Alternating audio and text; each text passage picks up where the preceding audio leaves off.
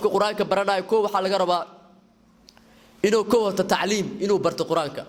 waxa laga rabaa koo tacliim quraanka inuu ku barto laba waxa laga rabaa tahfiid waxa laga rabaa tahfiida laga rabaa inuu quraanka xifdiyo barasho waxa waaye oo xifdiisa ku jirin waa laga fiicaya quraanka waa soo bartay laakiin ma xifdisani waa laga fiicaya waxa la rabaa tacliim inaan quraanka barano laba tahfiid inaan xifdisana saddex waxa la iska rabaa tajwiid saddex waxa la iska rabaa tajwiid ila kullu qala quraanka بالتجويد احكامتنا الى ليلو قرانك احكام وليهي احكام القران الى ليل افر تطبيق بحال اسكروا تطبيق دابر برلي او ان حفظ لي او باركتي تجويد كيسا برلي الى تطبيق غريلو الى كو عبل فلو افر وحال اسكروا بركه تطبيق على اسكروا بيد الشراد او اسك دوله waxay tahay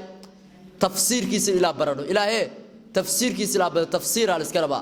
qodobka ugu dambeeyo qodobka lixaad waxa way tabliiq على اسكروا بحال اسكروا تبليغ كو بحواي تعليل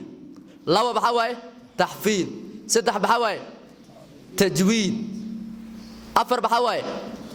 تطبيق